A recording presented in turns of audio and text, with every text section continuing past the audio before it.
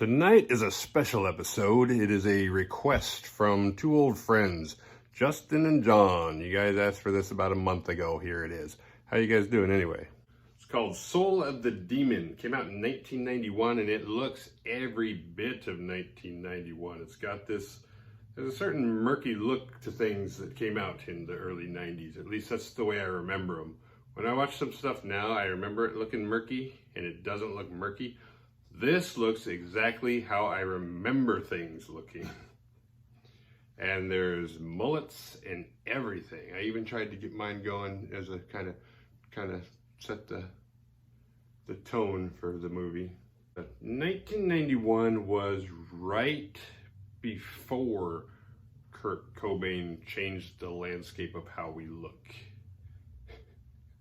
In terms of mullets. Mullets still dwindled around for a couple years, but they became less prevalent after Nirvana became popular in Seattle.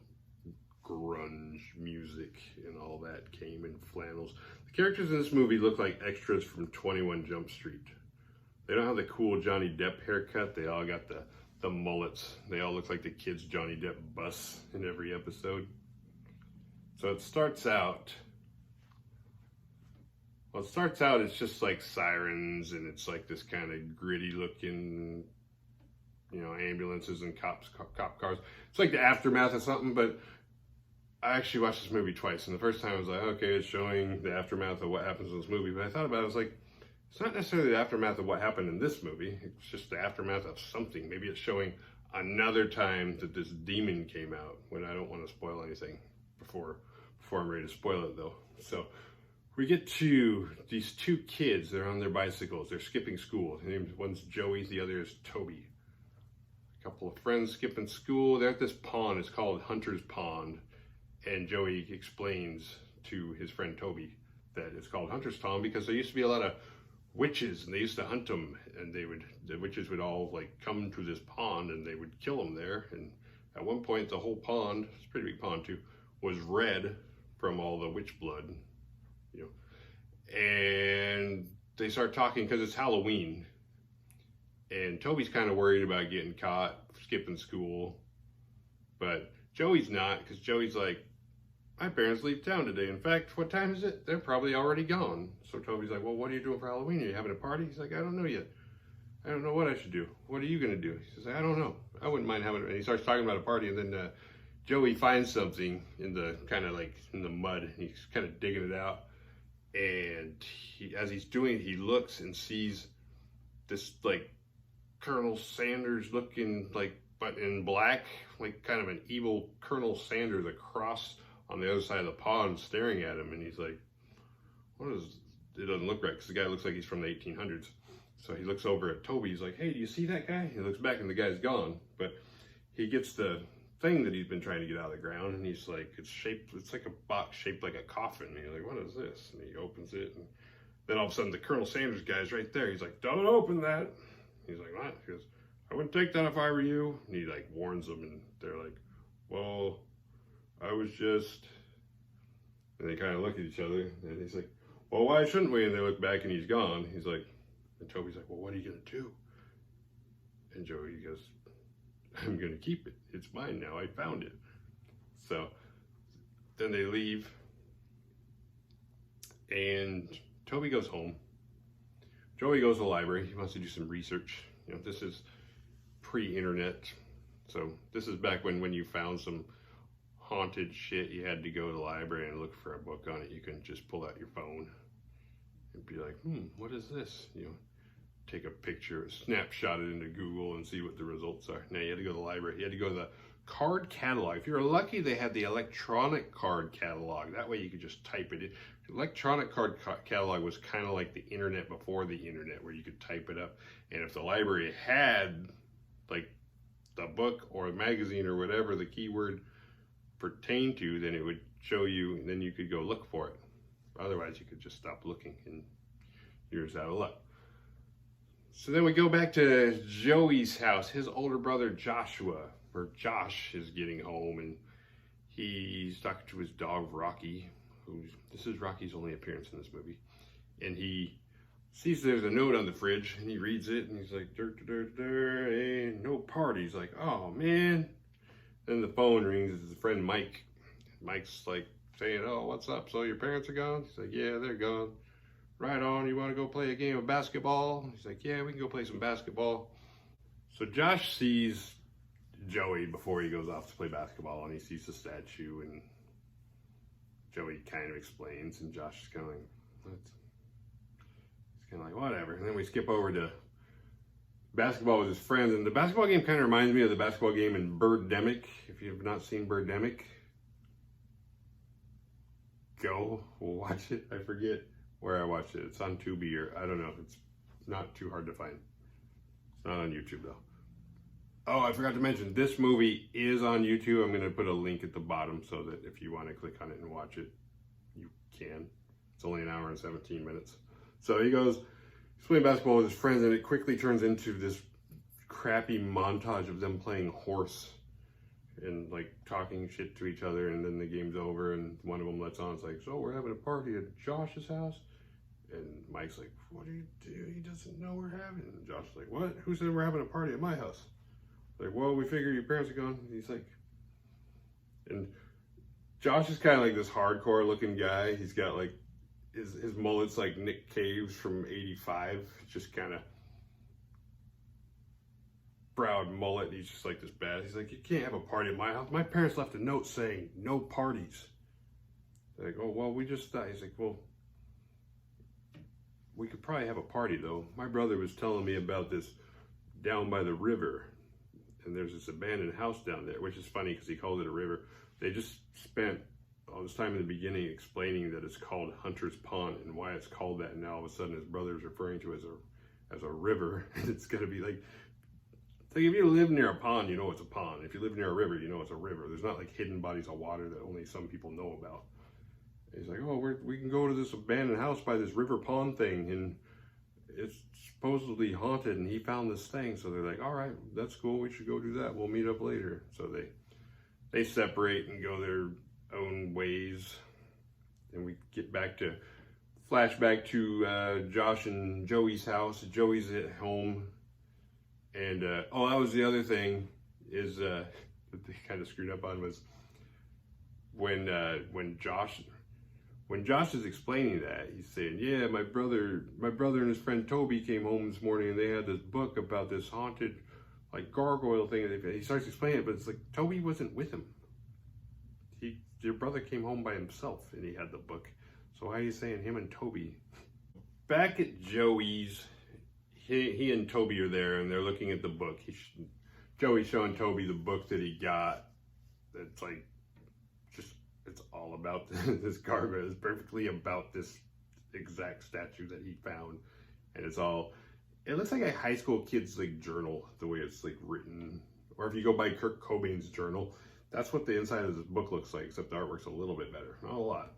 And they're talking. For some reason, Toby, I don't know, because it's not written in some foreign language that Joey knows and Toby doesn't, but it's a big deal for Toby. He's like, oh, you're gonna make me read it? Why don't you just read it to me? It's like, why?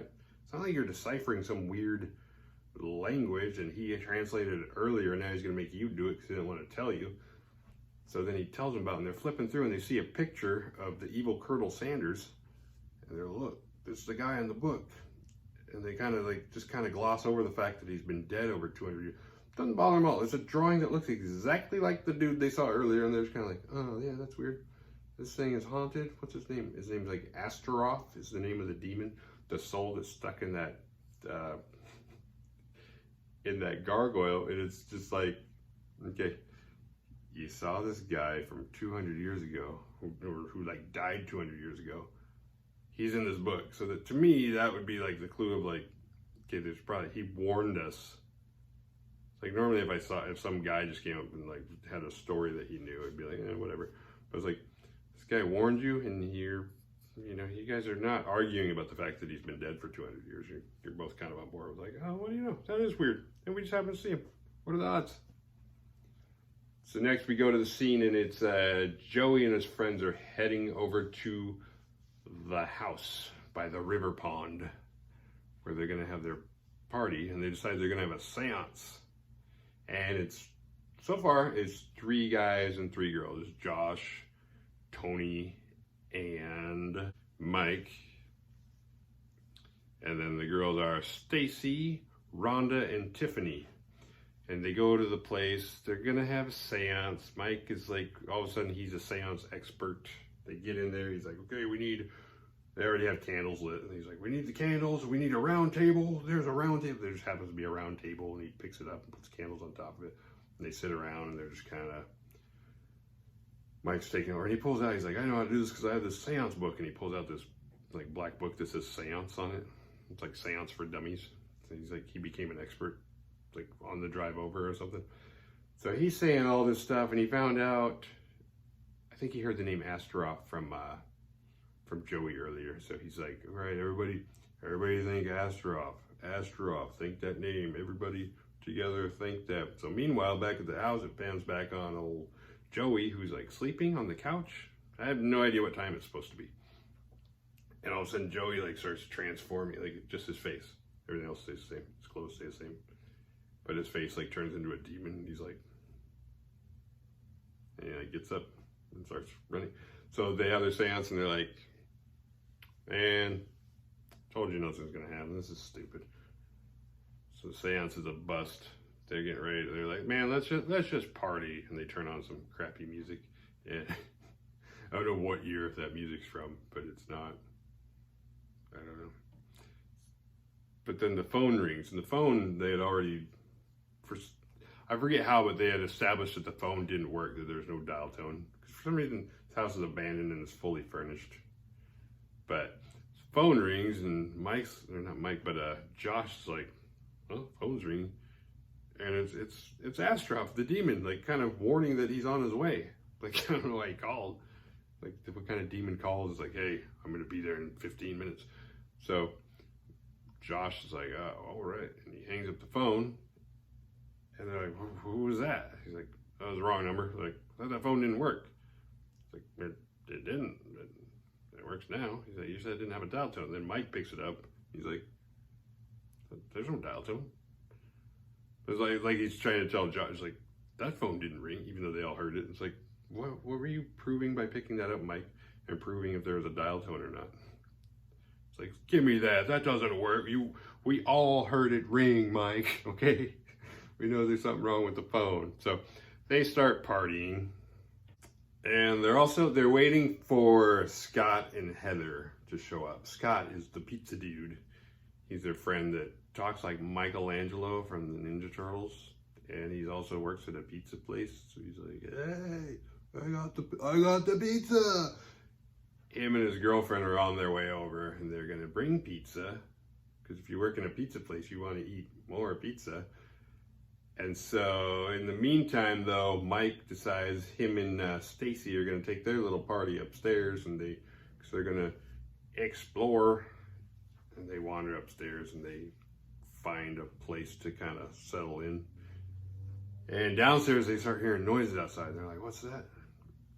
And it's like Josh tries to play a joke on them. He's like, it's at the window. And it's like kind of a jump scare, but then the jump scare like backfires on him because Scott and Heather are out there. So he's like, oh shit. So he lets them in.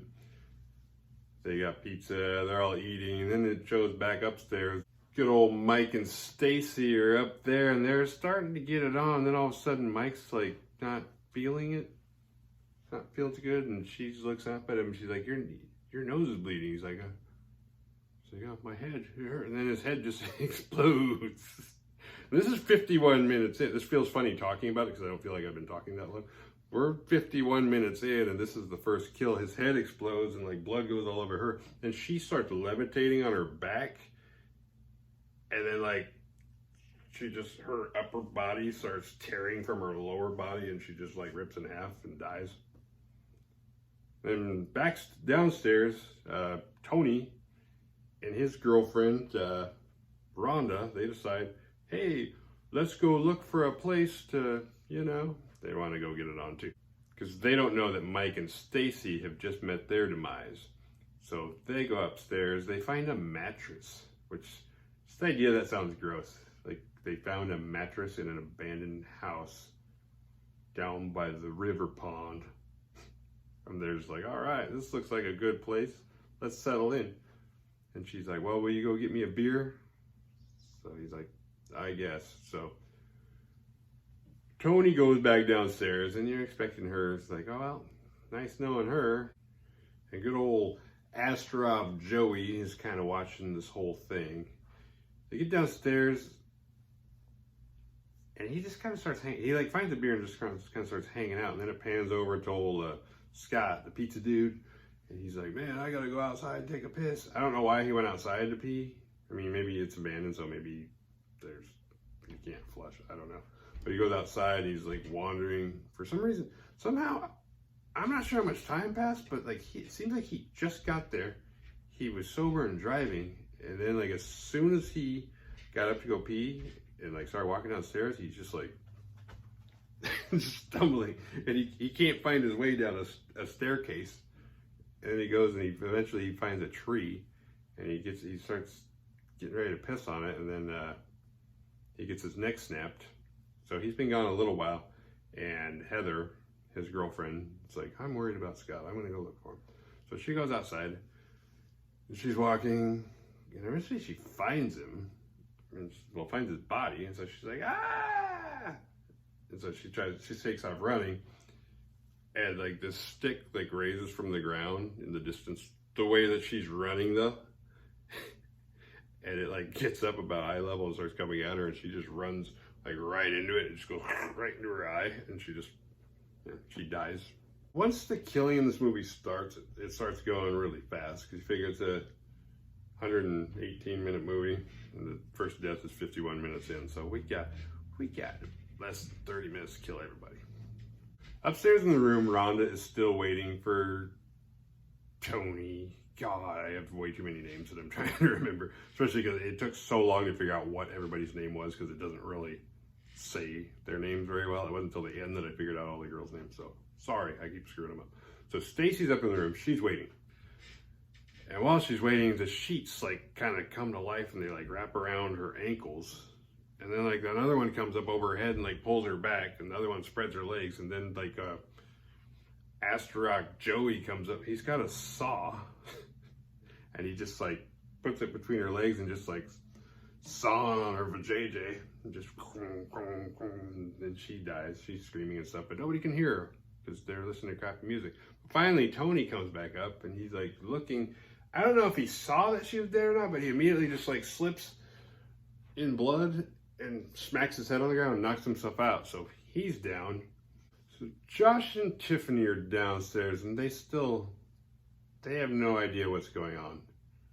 The tape stops, and Josh is like, I know what I want to listen to. That tape's in the car. I'll be right back. I think he actually says that. I'll be right back. So he goes outside and starts looking for the tape, and he can't get back in. He's out there for a little while, and finally Tiffany is inside, and she's like, I don't know, she just starts like worrying and just kind of freaking out, even though nothing's happening around her. She didn't like find any, I don't know, she has no reason to really be worried. She just kind of like starts like freaking out. She's like, Josh? For some reason she's looking for him in the house when she knows. He told her he's going outside. Did he think that his car was parked in the kitchen? She's like, Josh, this isn't funny. I'm getting tired. It's like, did you hear a door shut? Like he came back in and now he's hiding somewhere? He never came in. He's locked out. So she's looking for him. And then all of a sudden this like meat cleaver comes at her head and just like cuts her head from like here, like all that top of her head off. And she dies. So Josh is outside still trying to get in. Tony comes too. He can hear the banging at the door, so he goes downstairs. And he's like, what are you doing out here, Josh? And they go back in. Oh, but Tony had also panicked, because before he came downstairs, he saw that Rhonda was dead. So he's like all freaked out. And Josh is like, what's going on? He's like, Rhonda's dead. He's like, Josh thinks he's like joking around because, you know, Halloween pranks. So he's like, whatever. No, she's not. He's like, yes, she is.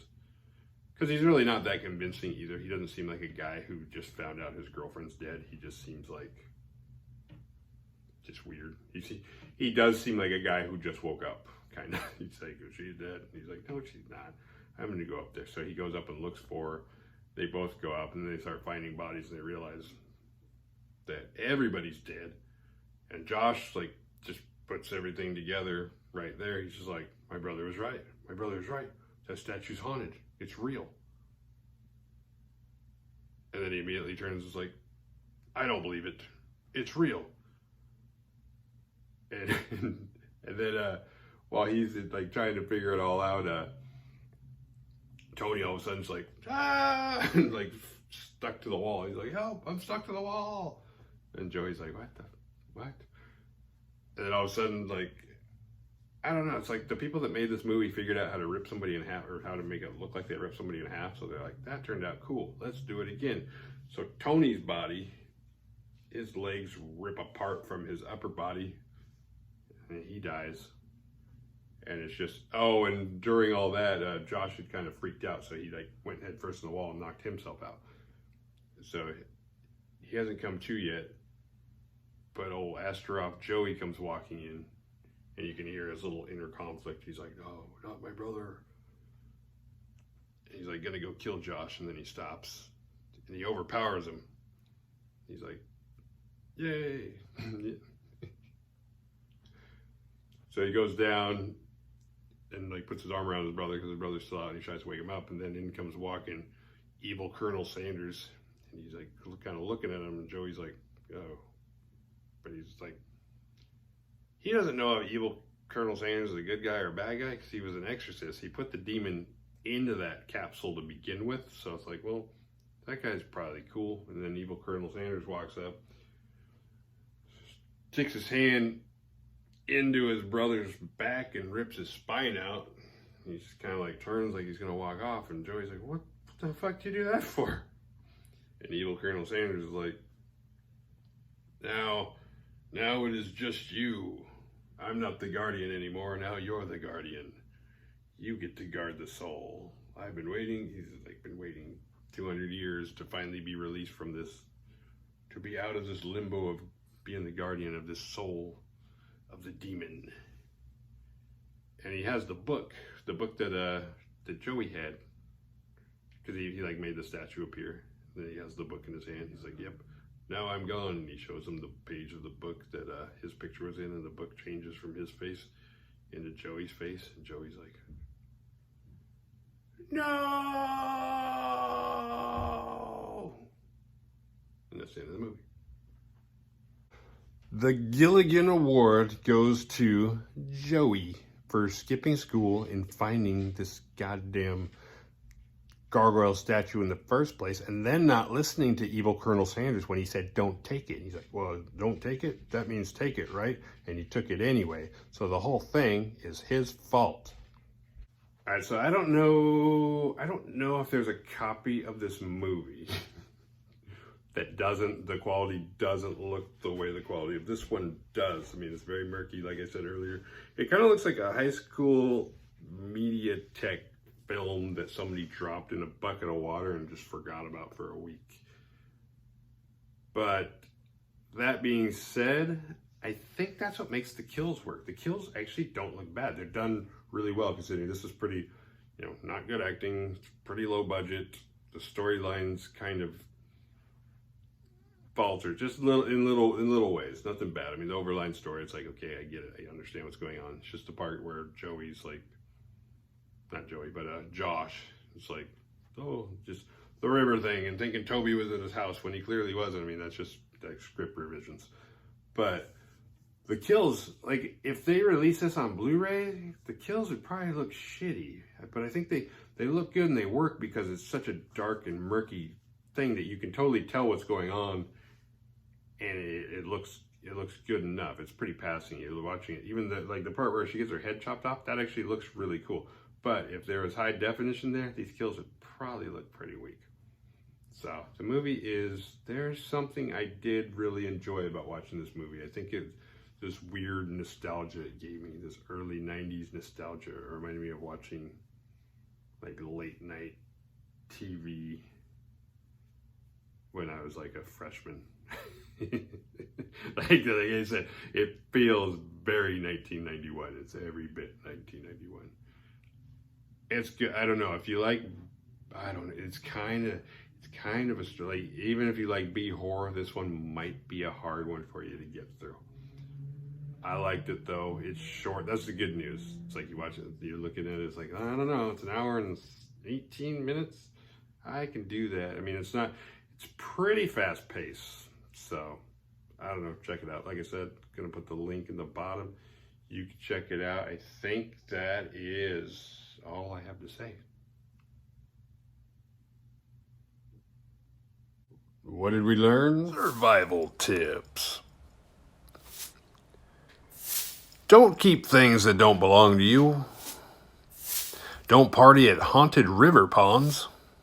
If a demon calls, don't keep it a secret.